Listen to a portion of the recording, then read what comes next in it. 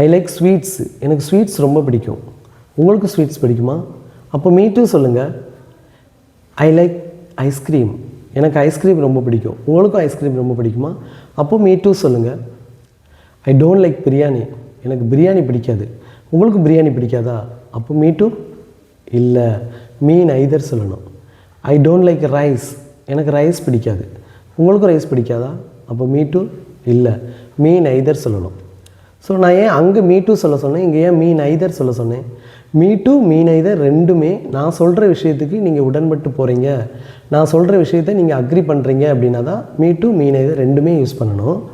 ஆனால் மீ டூங்கிறது நான் சொல்கிறது பாசிட்டிவ் ஸ்டேட்மெண்ட்டுக்கு நீங்கள் உடன்பட்டு போகிறீங்க அப்படின்னா மீ டூ யூஸ் பண்ணணும்.